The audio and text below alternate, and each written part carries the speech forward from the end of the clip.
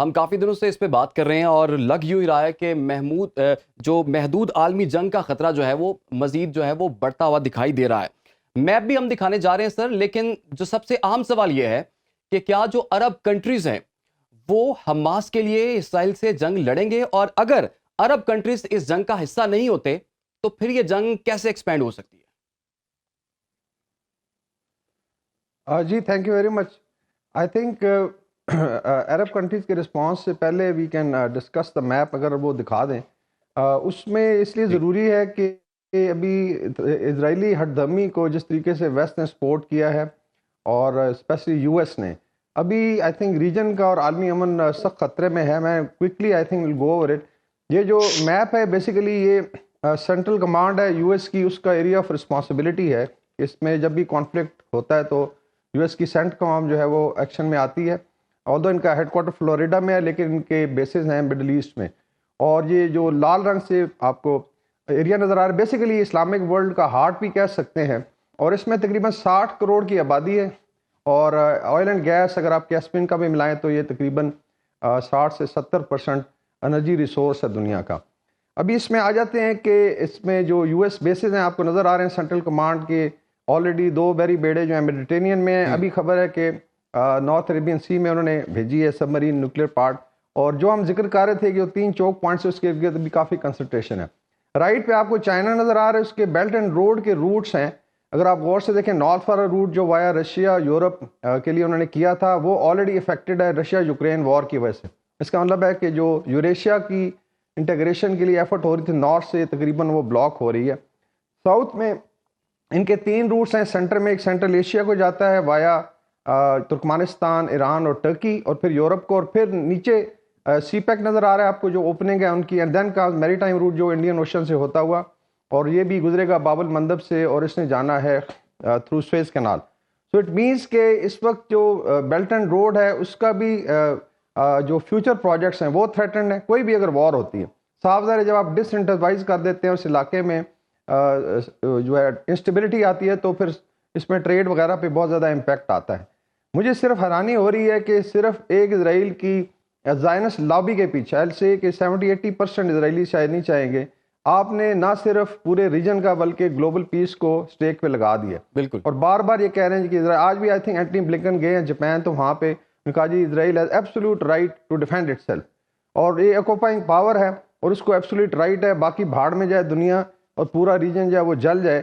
اور most probably I think اگر یہ چیزیں آگے چلتی ہیں جس طرح بھی ایران پہ پریشر آ رہا ہے اس طریقے سے جو عراق میں گروپس ہیں 3 آپ کو اس میں متحارب گروپ بھی نظر آ رہے ہیں جو اس وقت ایریڈ ہیں. تو ایک جو سویز کینال کے نزدیک جو آپ کہہ لیں اسرائیل کا علاقہ ہے آلریڈی جنگ کی لپیٹ میں ہے. So by and large northern route اور سینٹرل روٹ جو اس وقت تھریٹنڈ ہے جو چائنا کا بیلٹ اینڈ روڈ کا. اس کا مطلب ہے کہ جتنے بھی فیوچر پلانز ہیں چاہے ان کا اپنا جو کوریڈور جو بنا رہے تھے انڈیا والا وہ بھی یہیں سے گزرتا ہے مڈل ایسٹ اسرائیل. تو یہ I think just for the زائنس lobby اگر یہ پورے عالمی امن کو خطرے میں ڈالنا چاہتے ہیں تو I think that will be very very unfortunate. کوئی غلطی اگر ہو جاتی ہے لیٹ سے کوئی یو ایس کا میری ٹائم ایسٹ جو ہے وہ ہٹ ہو جاتا ہے ریڈ سی میں یا اسٹریٹ آف ہرموز میں یا میڈیٹرینین میں، تو صاف ظاہر ٹریگر کرے گا کہ رسپانس اور پورا خطہ لپیٹ میں آ سکتا ہے. اور اس پہ کافی ساری آئی تھنک بحث ہو رہی ہے انٹرنیشنل کمیونٹی میں کہ اس میں ظلم و ستم تو وہ کر ہی رہے ہیں لیکن فار دا ورلڈ پیس جو ہے اس کو بھی سٹاپ ہونا چاہیے. سر ہم جنگ بندی کی کافی دنوں سے بات کر رہے ہیں اور آپ نے بڑا اہم نقطہ اٹھایا تھا ہمیشہ سے ہی کہ سب سے پہلے اکنامک بائیکاٹ کیا جائے.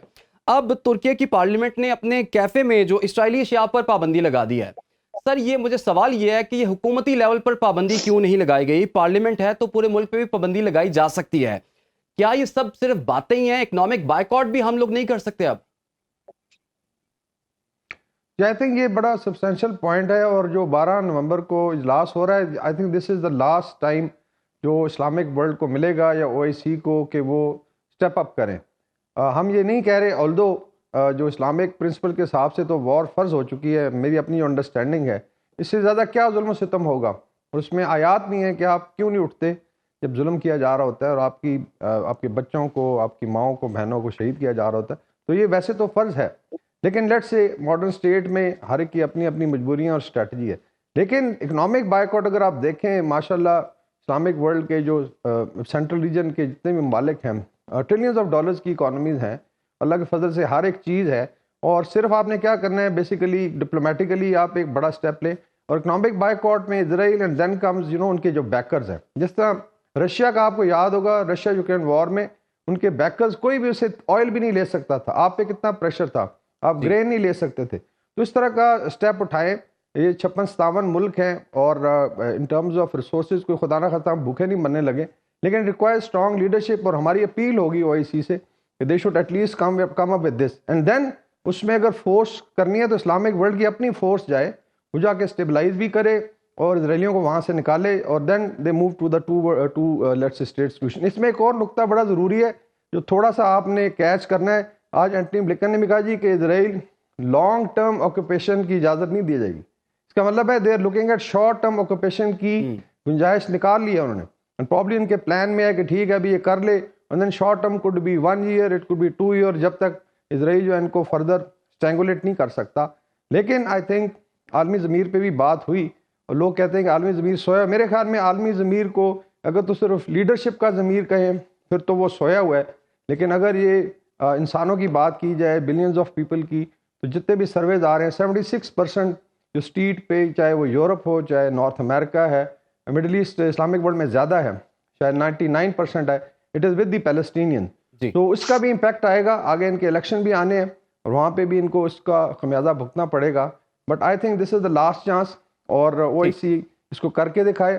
اور بڑا جینون کیس ہے یہ، کوئی ایسا وہ نہیں ہے کہ انہوں نے لیٹ سے کسی مائنر، پھر مسجد اقصیٰ کا بیسیکل قبلہ اول ہے، اس کی علیحدہ حرمت ہے، اور پھر جتنا نقصان ہوا ہے اور اس سے زیادہ کیا دکھا، لائیو آپ کو لاشیں نظر آئی ہیں بچوں کی کٹی ہوئی، لوگ بریڈ ہیں، کسی کا ہاتھ باہر نکلا ہوا ہے.